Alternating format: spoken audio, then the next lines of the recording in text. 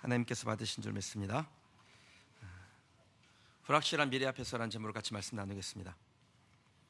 여러분, 회귀본능이라는 말 들어보셨습니까? 귀소본능이라고 하기도 하는데요. 원래 그 동물이 자신의 그 서식 장소 혹은 산란, 육아가 있던 곳에서 멀리 떨어져 나왔을 때 다시 그곳으로 되돌아가려고 하는 성질을 이 회귀본능이라고 합니다. 근데 이걸 사회학적 용어에서 쓸 때는요, 인간이 어떤 심리적으로 불안한 상황을 맞이하게 되면은 당장에 얻을 수 있는 어떤 편안함, 어떤 순간의 만족감, 그것을 얻기 위해서 지난날에 내가 익숙했던 곳으로, 익숙했던 행동으로, 익숙해서 삶으로 돌아가고자 하는 마음의 발동, 이거를 회귀본능이라고 해요. 예를 들면은 아주 우리가 어려운 일을 만나게 되면은 그 육신이 지쳤을 때 고향이나 혹은 부모님의 무덤, 그것을 찾는 그런 그 일들을 하지 않습니까? 이걸 보고 이 말은 회귀본능에 의한 것이다라고 합니다. 그러니까 거기 마음 가면은 마음이 좀 편안해지겠다라는 거죠. 고향에 뭐 일가 친척이 한 명도 없는데 그 예전에 내가 살았던 거기에 내 발길이 있던 그곳에 가면은 좀 숨도 쉬고 마음도 좀 편안하겠다. 부모님 무덤 찾아가면 돌아가신 어머니가 왠지 나를 이렇게 푹 안아주는 것 같다. 그런 마음이 들어서 그곳으로 가려고 하는 그런 성질이 우리에게 있다라는 것이죠. 회귀본능이 뭐 나쁜 건 아닙니다. 그런데 이 회귀본능이 나쁜 쪽에서 쓰이기도 합니다. 과거의 습성에서 벗어나기 위해서 정말 헤아릴 수 없는 많은 시간과 노력을 쏟았는데 한순간에 이 물거품으로 만들어버리는 게 회귀본능이에요. 예를 하나 들어볼게요. 알코올 중독자가 그 중독으로 빠져나오기 위해서 교육도 받고 다짐도 하고 뭔가 새로운 변화를 이루는 듯 하다가 어떤 외부적인 충격을 확 받습니다. 그러면 어떻게 됩니까? 그동안에 끊었던 술, 그거 먹으면 내가 지금 좀 살 것 같다. 그래서 그 술에 다시 손을 대는 강한 충동을 얻게 되죠. 그럼 그렇게 회귀본능을 자극하는 근본적인 원인이 뭐겠습니까? 미래의 불확실성입니다. 미래에 일어날 일이 불안한 거예요. 그러니까 앞으로 닥칠 미래가 불안정하니까 자기가 예전에 그래도 좀 안정감을 얻었던 거기로 돌아가고 싶은 마음이 생기는 겁니다. 지난 주간에 그 알코올 중독을 치료받던 두 사람이 치료센터에서 만났는데 사람들이 미래에 대한 불안함 때문에 견딜 수 없어서 두 사람이 그냥 시골에 가가지고 여행을 가가지고 술을 62병을 둘이 나눠 마셨다는 거예요. 소주를요. 그리고선 둘 중에 하나가 죽을 때까지 먹자 그러고 둘이 먹다가 둘 중에 하나가 죽어가지고 뉴스에 나는 거를 봤는데 몇 번의 치료를 받았지만 고쳐지지 않는 자신의 삶을 보며 미래를 불안하게 생각하다가 안 되는 줄 알면서도 그거 하면 안 되는 줄 알면서도 거기로 가는 거예요. 그거 하면 죽는다는 거 알면서도 거기 가는 겁니다. 그럼 신학의 영역에서도 이 회귀본능이라는 게 있습니다. 죄에서 빠져나와서 새 사람이 되었는데 기회만 있으면 옛적으로 돌아가려고 하는 우리의 그 욕망이 있다라는 겁니다. 언제 이런 욕망이 막 확 쏟아나는 줄 아세요? 하나님의 응답이 불투명할 때. 기도만 하면 딱 응답하면 그냥 줄기차게 글로 가겠는데 아무리 기도해도 응답이 나오질 않아요. 하나님이 내게 내 기도를 듣지 않는 것 같아요. 그럴 때 생기는 게 뭡니까? 하나님께서 기도만 하면 딱 들으시면 좋겠는데 기도 응답이 안 나타나요. 그러면 뭐가 생깁니까? 여러분들 몇 번 이런 경험이 있으시니까 대답이 가능하실 텐데요. 의심과 두려움입니다. 하나님이 계신가? 나는 하나님의 선택을 받은 게 맞나? 이러다가 나만 도태되는 거 아닌가? 뜻대로 되지 않을 때 의심과 두려움이 생기고 그것 때문에 예전에 내가 그래도 좀 의지하던 거, 그래도 그나마 나를 좀 안정시켜 주던 거, 그것으로 돌아가는 신앙인들이 참 많습니다. 여러분, 의심과 두려움은 과거의 모든 죄로부터 단절된 삶을 유지하지 못하게 만드는 가장 큰 원인입니다.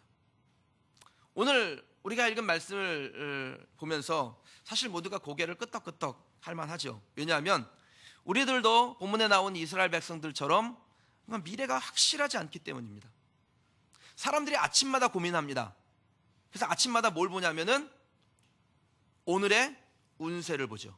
여러분, 오늘의 운세가 얼마나 사람들이 많이 보냐면요, 인터넷 검색어는 사람들이 검색을 많이 한 순서대로 뜨게 돼 있어요. 한번 해보세요. 여러분, 오늘의 쳐보세요. 뭐가 뜨나? 오늘의 날씨를 이긴 게 오늘의 운세입니다. 사람들이 아침마다 그 오늘의 운세를 봐요. 그리고 오늘의 운세에 뭐라고 써있냐? 동쪽으로 가면 귀인을 만날 것이라. 그래서 할 수 있으면 동쪽으로 가려고 해요. 왜 서쪽에서 만나자 그러면 괜히 불안해집니다. 성경은 뭐라고 말씀하시느냐? 여러분, 오늘의 운세가 아니라 오늘의 말씀을 잡으셔야 돼요. 성경은 우리에게 뭐라고 말씀하시냐? 성읍에서도 복을 받을 것이요 들에서도 복을 받을 것이니라. 내가 들어와도 복을 받고 나가도 복을 받을 것이니라. 신명기 말씀이죠.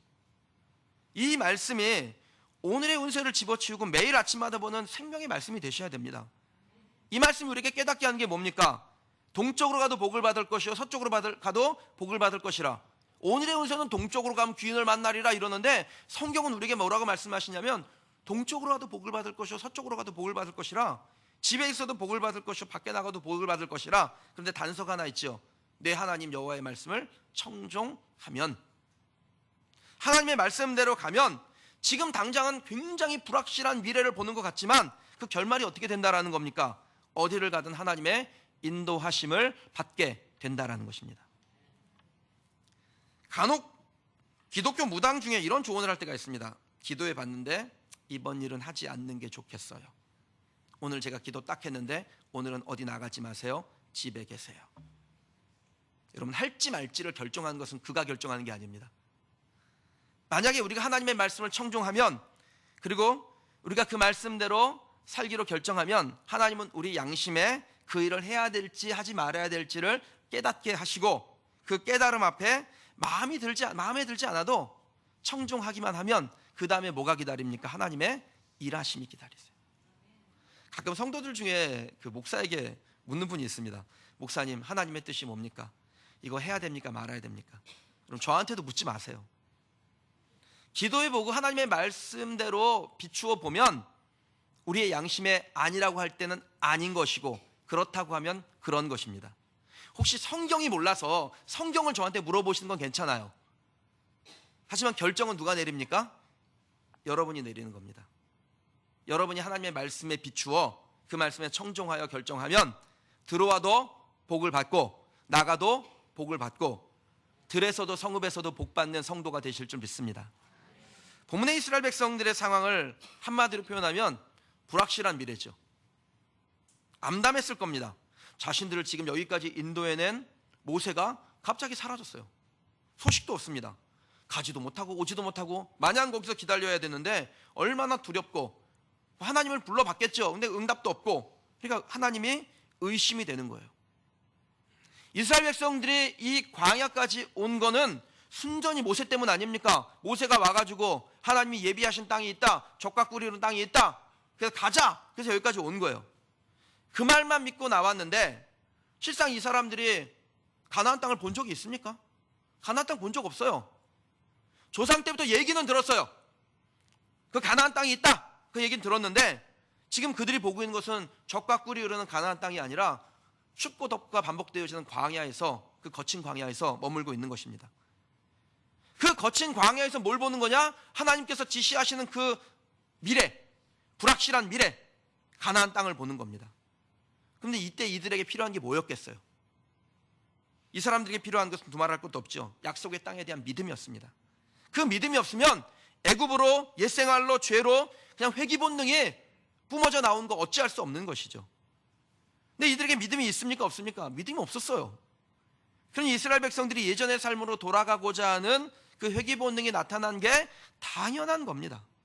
그럼 광야는 우리의 믿음을 훈련하는 훈련장입니다.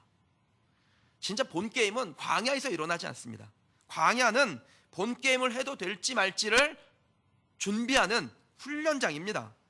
훈련이 힘들겠습니까? 실제 게임이 힘들겠습니까?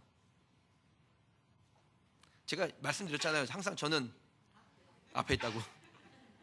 훈련이 힘들겠어요? 본 게임이 힘들겠어요? 훈련이 훨씬 힘들죠. 여러분, 단내가 납니다. 그런데 여기서 이겨야 실전에서도 이길 수 있습니다. 그래서 하나님께서 이스라엘 백성들을 가나안에 가기 전에 광야로 먼저 데려가시는 거예요. 혹시 여러분 중에 나 지금 광야에 있다, 이런 생각을 하는 분이 계세요? 그건 본 게임이 아닙니다. 만약에 우리가 본 게임에 들어가면 그 다음에 기다리고 있는 건 뭐냐? 금메달이에요. 왜냐하면 본 게임은 우리 홀로 치르지 않습니다. 하나님이 우리와 동행하시면서 가는 거예요. 광야를 빠져나왔다는 것은 우리의 믿음을 검증받았다는 것이고, 그 믿음 안에는 철저한 하나님의 동행이 기다리고 있습니다. 그래서 만약에 광야라고 생각한다면 그때 하실 일은 뭐냐? 우리의 불확실한 미래에 대처하는 삶의 자세를 바꾸는 겁니다. 뭘로 바꿉니까? 믿음으로 바꿉니다. 불안하지요. 근데 믿음으로 보는 거예요. 매우 혼란스러울 겁니다. 그럴 때마다 고개를 가로저으면서 아니야, 나는 오직 하나님만 믿는다. 이 고백이 저와 여러분의 고백이 되기를 주님의 이름으로 축원합니다. 욥을 한번 보십시오, 여러분. 이 욥이 뭘 잘못했습니까? 욥은 당대의 의인이었고 그 사단에게조차 하나님이 자랑스럽게 생각했던 사람이에요. 근데 그 욥의 인생이 광야로 들어갔을 때 이 욥이 어땠냐? 정말 심정적으로는 죽고 싶었어요. 얼마나 힘들었는지, 내가 난 날이 멸망하였더라면, 사내 아이를 베었던 그 밤이 그러하였더라면, 그날이 캄캄하였더라면, 하나님이 위에서 돌아보지 않으셨더라면, 빛이 그날을 비추지 않았더라면, 나에게 평온도 없고 안일도 없고 휴식도 없고 다만 불안만이 있구나. 이게 욥이 고난의 광야에 들어갔을 때 고백했던 말입니다. 왜 태어났을까? 죽었으면 좋았을걸. 내가 왜 살아가지고 이런 신세 한탄을 할 수밖에 없는 고통 가운데 있었어요. 그런데 욥이 그 상황에도 끝까지 포기하지 않았던 것이 있습니다. 하나님을 향한 믿음입니다. 그 믿음이 있었기 때문에 욥은 하나님을 원망하지 않습니다. 내가 모태에서 알몸으로 나왔은즉 또한 알몸으로 그리로 돌아가올지라. 주시니도 여호와시오 거두니도 여호와시오니 여호와 이름이 찬송을 받으실지어다 하고, 이 모든 일에 욥이 범죄하지 아니하고 하나님을 원망하지 아니하였더라. 아멘. 여러분, 불신의 결과는 뭐냐? 원망이에요. 그러나 믿음의 결과는 침묵입니다. 하나님이 하신 일에 동의하면서 그냥 입을 닫아요. 정말 죽고 싶을 만큼 신세한탄이 나오는 그 상황에서 하나님을 향한 믿음은 우리를 침묵하게 합니다. 묵묵히 하나님이 하실 일을 기다리는 것입니다. 사랑하는 여러분, 여러분의 미래는 확실합니까? 아니면 불확실합니까? 다 불확실하죠. 뭐 여기에 확실한 사람이 어디 있어요? 그러면 그때 우리에게 무엇이 요구되겠어요? 다른 거 없습니다. 하나님은 생존하신다. 하나님은 살아계셔서 지금도 내 삶에 역사하신다. 이 믿음입니다.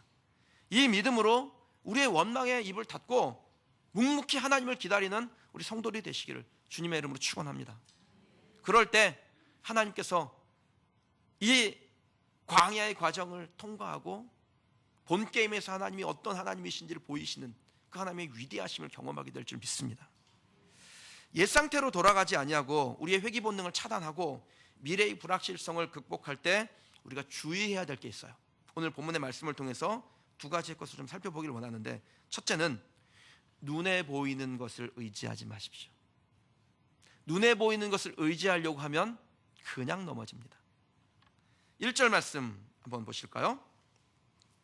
백성이 모세가 산에서 내려옴이 더딤을 보고 모여 백성이 아론에게 이르러 말하되 일어나라, 우리를 위하여 우리를 인도할 신을 만들라. 이 모세 곧 우리를 애굽 땅에서 인도하여 낸 사람은 어찌 되었는지 알지 못함이니라. 이게 이스라엘 백성들이 불확실할 때 대처했던 방식이었습니다. 모세가 십계명 받으러 시내산으로 간 다음에 소식이 없자 이스라엘 백성들의 마음이 불안한 거예요. 어디로 갈지도 모르고 가야 돼 말아야 돼. 모세가 죽었어 살았어. 불안해지니까 뭐가 생깁니까? 의심과 두려움이 생기는 겁니다. 그러니까 이 사람들이 한 일이 뭐예요? 눈에 보이는 걸 찾아요. 예전에는 모세가 눈에 보였으니까 그 모세를 찾았습니다. 그런데 모세가 사라지고 나니까 그 다음에 모세를 대체할 눈에 보이는 게 필요한 거예요. 그래야 당장의 불안함이 해결되니까. 의심과 두려움을 해소하고 그래도 뭔가 의지할 만한 것을, 눈에 보이는 것을, 손에 쥘 만한 것을 만들어야 되겠다. 이게 이스라엘 백성들의 불확실한 미래에 대처하는 방식이었습니다. 지금까지는 모세가 그 역할을 했지요. 홍해를 가르고 쫓아오는 적들을 수장시키고 지팡이를 쳐서 돌에서 그 반석에서 물을 내고 삭막한 강야에서 만나도 얻게 하고 메추라기도 얻게 하고, 이런 사람이 모세였습니다. 그런데 그 모세, 의지하던 모세가 사라져버리고 기한이 지났는데 내려오질 않아요. 이스라엘 백성들의 마음에 두려움과 의심이 가득해집니다. 그러니까 눈에 보이는 의지할 만한 것을 찾으려고 한 거예요. 그렇게 해서 만든 게 뭡니까? 송아지상이죠. 왜 하필 송아지였을까요? 다른 것도 많은데. 여러분, 영적 침체가 가져온 것이 죄로의 회귀 본능이라고 말씀드렸죠. 이스라엘 백성들이 왜 송아지를 만들었냐? 그동안 봐왔던 게 그거예요. 예전에 살던 그 죄악에 머물러 살던 그때 봐왔던 것, 그때 부러워했던 것, 그때 의지하려고 했던 것, 그게 송아지였습니다. 애굽에서 애굽 사람들을 복준다라고, 그들을 부자로 만들고 그들을 잘 살게 하고 애굽을 강력한 국가로 만들게 했던 애굽 사람들이 섬기던 신, 몸은 사람이고 얼굴의 모양은 송아지 형상을 가지고 있는 아피스, 그거 만든 겁니다. 미래가 불안해지면 눈에 보이는 의지할 만한 것, 예전에 내가 죄악의 가운데 머물 때 봐왔던 그거 의지합니다. 그것에게서 위안을 찾는 거예요. 아론이 그렇게 만든 아피스 우상을 던져주면서 뭐라고 말합니까? 너희를 애굽 땅에서 인도하여 낸 너희의 신이라. 하나님이 아니었던 거죠. 하나님이 그냥 자기들을 인도해낸 신처럼 지금 받아들이고 있는 것처럼 보였지만 실제로 미래 불확실함에 딱 부딪히니까 하나님이 아니었던 겁니다. 백성들이 여기에 대해서 이렇게 반응해요. 6절에 보니까 이튿날 그들이 일찍 일어나 번제를 드리며 화목제를 드리고 백성이 앉아서 먹고 마시며 일어나서 뛰놀더라. 송아지 우상 만들어 놓고 순간적으로 마음의 위로를 받는 겁니다. 다 해결해 줄 듯 좋아라 하는 것이죠. 그럼 이걸 보고 뭐라고 합니까? 이걸 보고 폭풍전야라 그래요. 순간의 평화라고 합니다. 폭풍전야가 얼마나 고요해요. 근데 그거 금방 끝나죠. 그리고서는 다 박살내는 바람이 불어 닥치는 것입니다. 눈에 보이는 거 의지하면 뭐 달라집니까? 문제가 사라집니까? 아피스 신 만들면, 하나님을 대체시키면 사막이 낙원됩니까? 아무것도 변하는 게 없습니다. 그저 그냥 잠깐 위로 얻는 거예요. 그건 엄청난 폭풍이 몰아치는데 그때 어떻게 돼요? 우왕좌왕 갈피를 못 잡고 극심한 혼란 가운데로 들어가는 겁니다. 그럼 이 말씀을 대할 때, 이 말씀 속에서 우리들도 이스라엘 백성들처럼 지금 눈에 보이는 뭔가를 잡으려고 하는 거 아닐까? 돌아보셔야 되죠. 지존하신 하나님 대신 내 마음을 위로해 줄 수 있는 뭔가 다른 게 없을까? 더 의지할 만한 것을 찾고 있진 않는지, 하나님을 대신하고 있는 것이 없는지, 나는 지금 하나님을 섬긴다고 이곳에 나와 있지만 하나님보다 더 내가 의지하는 것은 없는지, 여러분 스스로에게 질문 던져보십시오. 목사가 기도해 주면 좀 특별합니까? 여러분 오해는 하지 마세요. 목회자가 뭐 별 볼 일 없다 뭐 이런 얘기를 하려는 게 아니라, 저는 성도들을 위해서 열심히 기도합니다. 그리고 기도하는 중에 무엇을 더 기도해야 될지를 하나님께 깨닫게 되면 성도들의 삶이 하나님과 연결되기를 원해요. 근데 간혹 여러분 중에 이런 경우 있어요. 목사님이 기도하면 더 특별하다라고 생각하는 분이 있습니다. 여러분 그런 생각이 이스라엘 백성들이 가졌던 생각과 비슷합니다. 이런 생각을 가지신 분들은 점차 이렇게 생각하게 됩니다. 목사는 특별하다. 그러나 어떤 목사는 더 특별하다. 기도원은 특별하다. 그러나 어떤 기도원은 더 특별하다. 저는 특별합니까? 저는 특별합니다. 그럼 여러분 어떻습니까? 여러분들도 특별합니다.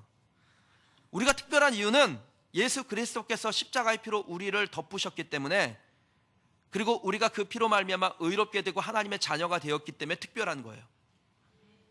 겉은 좀 폼이 안 날 수 있어도 우리 안에 예수의 능력이 임했기 때문에 나는 특별하구나 여실히 깨닫게 되는 겁니다. 이 깨달음이 저와 여러분에게 있길 주님의 이름으로 축원합니다. 하나님은 우리가 하나님 외에 누구도 의지하기를 원치 아니하세요. 오직 하나님만이 의지의 대상이며 신뢰의 대상이기를 원합니다. 그러므로 우리가 만나는 위기 가운데서 하나님께서 정말 우리에게 원하시는 게 뭐냐?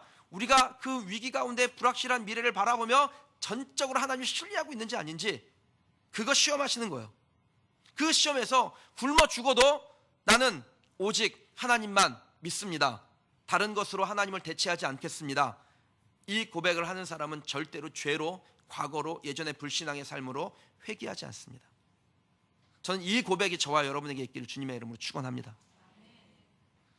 광야의 졸업은 그 다음에 일어나는 것입니다. 우리가 옛 상태로 되돌아가지 아니하고 회귀 본능 차단하고 미래의 불확실성을 극복할 때 주의해야 될 것이 있어요. 첫 번째는 눈에 보이는 의지할 것을 만들지 않는 것이죠. 두 번째는요, 하나님의 약속에만 집중하는 겁니다. 모세가 시내산에 올라가서 연락이 두절된 사건은요, 전적으로 하나님의 의도하심이에요. 그럼 생각해 보십시오.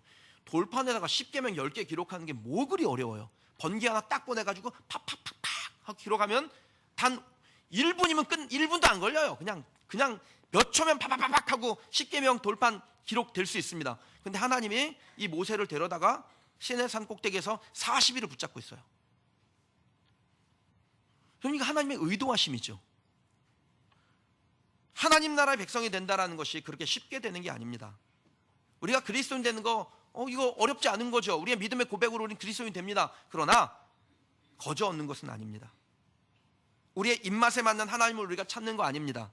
하나님께서 우리 중에 하나님의 백성을 찾고 계신 거예요. 하나님은 이 사건을 통해서 이스라엘 백성과 모세 양쪽을 다 테스트하세요. 40일 동안 모세를 산에 잡아두면서, 그리고 그들이 의지의 대상이라고 여겼던 모세가 사라진 40일을 보내면서 양쪽을 하나님이 다 테스트하시는 겁니다. 이스라엘 백성들에게는 모세가 의지의 대상이 아니라 오직 하나님이, 모세가 사라져도 하나님이 너희의 하나님이라, 하나님이 머물러 계시다면 우리는 하나님 붙잡고 가면 되지, 하나님만이 의지의 대상이라는 그 믿음의 고백을 원하신 거고, 모세에게는 그 자신이 이스라엘 백성들의 의지의 대상이 아니라 이스라엘 백성들의 진정한 신뢰의 대상은 하나님이라는 것을 이 모세로 하여금 고백하기를 원하셨던 겁니다. 9절 10절 말씀 같이 한번 좀 보실까요? 여호와께서 또 모세에게 이르시되 내가 이 백성을 보니 목이 뻣뻣한 백성이로다. 그런즉 내가 하는 대로 두라. 내가 그들에게 진노하여 그들을 진멸하고 너로 큰 나라가 되게 하리라. 하나님께서 모세에게 하신 제안은요, 백성들이 목이 굳어서 이스라엘 백성들을 다 진멸하고 모세 너부터 내가 진짜 새로운 나라를 시작해 보려고 한다, 이거였습니다. 지금까지는 아브라함의 하나님, 이삭의 하나님, 야곱의 하나님이었죠. 근데 하나님께서 이제 모세의 하나님이 되시겠다라는 거예요. 이 제안을 모세에게 했습니다. 개인적으로는 구미가 확 당길 만한 일이죠. 그러나 모세가 이 하나님의 제안을 받고 이렇게 말합니다. 13절 말씀, 주의 종 아브라함과 이삭과 이스라엘, 야곱입니다. 야곱을 기억하소서. 주께서 그들을 위하여 주를 가리켜 맹세하사 이르시기를 내가 너희의 자손을 하늘의 별같이 많게 하고 내가 허락한 이 온 땅을 너희 자손에게 주어 영원한 기업이 되게 하리라 하셨나이다. 아멘. 그럼 모세의 대답을 한마디로 줄이면 뭐냐? 하나님 그렇게 말씀하시면 계약 위반입니다. 하나님 계약 위반이에요. 모세는 하나님이 어떤 분이신지를 정확하게 알았어요. 하나님이 모세를 테스트하셨다 그랬죠. 여러분 7절에 보면은 하나님께서 모세에게 이렇게 말씀하세요. 여호와께서 모세에게 이르시되 너는 내려가라. 내가 애굽 땅에서 인도하여 낸 내 백성이 부패하였도다. 그러면 하나님께서 의도적으로 지금 모세에게 이런 표현을 쓰신 거예요. 내려가라. 내가 애굽 땅에서 인도하여 낸 내 백성이. 어디 모세의 백성입니까? 하나님의 백성이죠. 하나님께서 이스라엘 민족을 데리고 가나안으로 가서 거기에 하나님의 나라를 만들고 하나님은 그들의 하나님이 되고 그들은 내 백성이 되리라. 이게 이스라엘 백성들을 애굽에서 인도하여 내신 이유예요. 그런데 하나님 지금 모세에게 뭐라고 말씀하시냐면 내 백성, 내가 애굽에서 인도하여 내 백성이 부패하였느니라. 천만의 말씀이요. 모세의 백성이라뇨. 하나님의 백성이죠. 하나님께서 모세를 테스트하시는 겁니다. 근데 그때 그 모세가 테스트 받을 때 하나님 앞에 뭐라고 고백합니까? 하나님, 이건 계약 위반입니다. 하나님이 어떤 분이라는 걸 잘 알았던 모세가 자기의 믿음의 고백을 한 겁니다. 나는 하나님을 잘 압니다. 하나님은 아브라함의, 이삭의, 그리고 야곱에게 약속하신 하나님입니다. 그리고 저는 하나님의 약속을 철저히 지키실 거라고 믿습니다. 저는 그 약속에 충실한 이행자가 되겠습니다. 하나님이 애굽에 있는 이스라엘 백성들을 구원하실 때 가나안으로 가게 하신 이유가 뭐겠습니까? 단지 이스라엘 백성들이 고통 가운데 부르짖었기 때문에 불쌍해서 그랬을까요? 아니면 이스라엘이 간절하게 부르짖으니까 그렇게 기도 열심히 하면 응답해야지, 이거였습니까? 진짜 이유가 있어요. 그게 뭐냐면 하나님과 아브라함 사이에 맺은 언약 때문입니다. 하나님과 아브라함 사이에 언약을 맺고 하나님께서 아브라함에게 이 언약이 내 후손에게로 계승된다고 하셨어요. 그래서 하나님이 이스라엘 백성들을 구원하신 이유는 아브라함과 맺은 언약을 이행하기 위해서 구원하시는 거예요. 창세기 15장 17절에 이 하나님과 아브라함이 맺은 언약이 나옵니다. 이걸 보고 우리가 베리트 언약이라 그래요. 베리트라는 거는 쪼개다라는 뜻이 있습니다. 짐승을 가져다 놓고 반으로 쫙 쪼개요. 그리고 그 사이를 쑥 지나갑니다. 그러면 약속이 된 거예요. 언약을 맺은 거예요. 그런데 만약에 이 언약을 어기면 어떻게 되느냐? 쪼갠 짐승처럼 쪼개어 죽게 된다라는 것을 서로 확약하는 겁니다. 하나님께서 아브라함과 약속을 맺으실 때 불이 되셔서, 횃불이 되셔서 타는 횃불로 그 사이를 지나가셨어요. 만약에 하나님이 이스라엘 백성들 싹 멸절하시고 모세로부터 다시 시작한다면 이전에 아브라함과 맺은 베리트 언약이 어떻게 돼요? 리셋돼요. 그럼 하나님 어떻게 됩니까? 언약을 어기셨잖아요. 하나님 죽어야 되는 거예요. 하나님이 그런 일을 하시겠어요? 그러면 왜 모세에게 이 말을 하셨을까요? 내가 너로부터 큰 민족을 이루겠다. 큰 나라 내가 너부터 다시 시작할게. 모세를 향한 테스트예요. 그가 얼마나 하나님의 약속에 집중하고 있는지 하나님께서 알아보신 겁니다. 그리고 모세가 자신의 영광이나 명예나 자기의 권세보다 오직 하나님의 약속에 집중했을 때 하나님은 모세와의 약속을 이행하셨을 뿐 아니라 모세를 위대한 지도자가 되게 하셔서 그 약속에 집중하지 못했던 이스라엘 백성들을 이끌고 40년을 약속에 집중하게 하는 백성으로 바꾸어 나가시는 겁니다. 사랑하는 성도 여러분, 혹시 여러분 흔들릴 만한 일을 만나셨습니까? 그때 여러분들이 바라봐야 될 게 뭘까요? 하나님의 약속인 줄 믿습니다. 약속에 집중하고 그 하나님의 약속을 바라볼 때 하나님께서 우리의 삶의 위기를 돌파할 능력도 주시고 의심과 두려움부터 빠져나오며 죄로 옛사람으로 돌아가려고 하는 그 회귀 본능을 이기게 하실 줄 믿습니다. 저와 여러분이 약속을 바라보는 성도들이 되시길 주님의 이름으로 축원합니다. 하나님은 인생이 아니시기 때문에 시건하지 않으시고 인자가 아니시니까 후회도 없으시고 그 말씀하신 바를 행하시며 하신 말씀을 실행하시는 분이라고 성경에 말씀합니다. 하나님이 우리를 찾아오실 때 우리가 예뻐서 오시는 거 아니에요. 순전히 언약 때문에 오십니다. 언약 때문에 오셔서 우리를 위하여 때로는 합리적인 체계도 무너뜨리세요. 때로는 무조건적으로 편들어 주기도 하세요. 심지어는 자연법칙까지 어겨가면서 하나님께서 우리를 도우십니다. 저는 제 아이가 잘 되기를 바라서 따끔하게 양칠 때도 있고 정말 눈물을 쏙 빼놓을 때도 있습니다. 특히 예의 없이 행동하거나 태도가 불량할 때 진짜 아주 무섭게 혼을 냅니다. 잘못을 보고서 그냥 둥개둥개 놔두질 않습니다. 우리 아이들은요, 우리 아들이 지금 저희 약속했어요. 2시 비전 예배, 청소년부 예배 드리기 전에 11시에 와서 이 예배를 1년 동안 열심히 드리기로 그래서 앉아 있는데 우리 아이들은 제가 보면서 입술을 깨물면 제가 일단 입술을 깨물거든. 제가 입술을 깨물면 바짝 긴장을 합니다. 그런데 늘 제가 객관적인 건 아니에요. 우리 아이가 누군가와 다툼이 일어났을 때 저는 절대로 합리적으로 행동하지 않습니다. 무조건 내 아이 편 듭니다. 내 아이도 없습니다. 얘야, 내가 아빠가 객관적으로 생각해 보니까 네 잘못이 한 73% 정도 되는데 네가 그에 상응하는 대가를 치르는 게 아빠는 옳다고 생각한다. 이렇게 안 합니다. 여러분, 이러면 이게 아빠 맞습니까? 이거 때로는 내 아이가 잘못인 줄 알면서도 무조건적으로 편들어 줄 때가 있어요. 왜 그렇습니까? 나를 바라보는 아이의 눈망울이 불쌍해서 그래요? 그거 아닙니다. 이유는 하나입니다. 아이와 나는 언약으로 맺어진 관계예요. 어떤 이유로도 깰 수 없는 언약이 둘 사이에 있습니다. 그래서 돕는 겁니다. 옆집 아이는 문제가 생기면 무조건 돕지 않습니다. 잘잘못을 따져보죠. 그래서 좀 잘했으면 돕고 못했으면 도울 수 없는 거죠. 걔하고는 나하고는 언약을 맺지 않았으니까. 근데 우리 아이하고 저는 언약을 맺었어요. 어떤 언약입니까? 아버지와 자녀라는 언약을 지금 맺고 있는 거예요. 그래서 그 언약을 이행하고자 하는 본능이 제 안에 있는 겁니다. 그러면 하나님과 우리 사이에 언약이 맺혀져 있어서 그 언약을 이행하시려고 한 하나님의 그 본능이 있어요. 아브라함이 애굽으로 도망가가지고 하나님의 뜻 아니죠. 근데 애굽으로 도망가가지고 거기서 자기 와이프 누이 동생이라고 거짓말 쳐가지고 큰 어려움을 만납니다. 근데 그때 하나님께서 객관적으로 판단했는데 야, 아브라함아, 네가 지금 잘못했으니까 너 고생 좀 해야 되겠다. 그러지 않습니다. 도리어 바로의 집에 저주를 내리셔가지고 이 아브라함의 인생이 역전되게 하세요.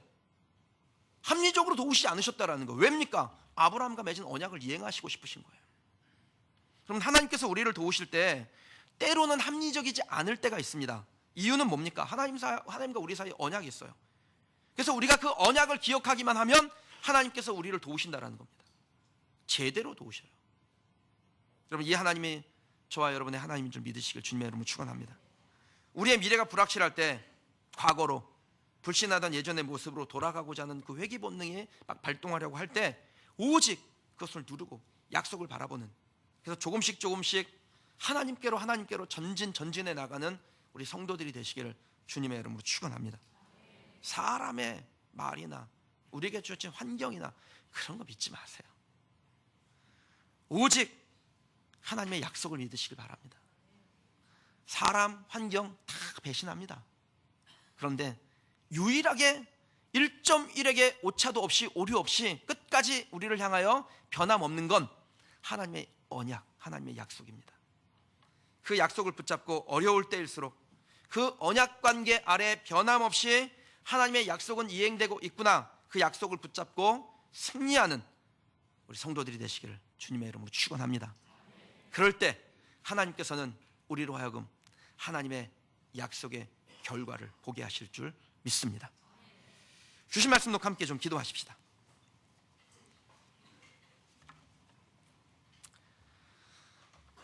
하나님께서 우리에게 기대하시는 것이 있습니다. 우리 눈에 보이는, 잠시 우리의 마음을 위로해 줄 수 있는 그것을 의지하지 말라는 겁니다. 오직 하나님의 약속을 바라보고 그 약속에 머물러 있으면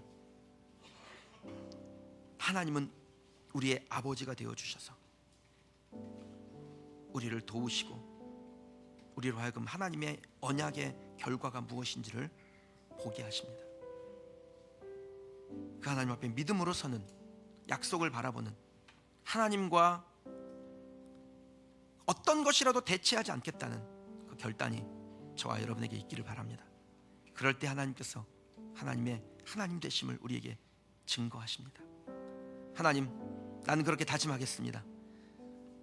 눈에 보이는 것을 의지하지 않기로 오직 하나님의 약속을 바라보며 그 약속에 집중하기로 내 마음 다짐합니다. 이 믿음의 고백으로 우리 주님 앞에 나아가십시다. 기도하겠습니다.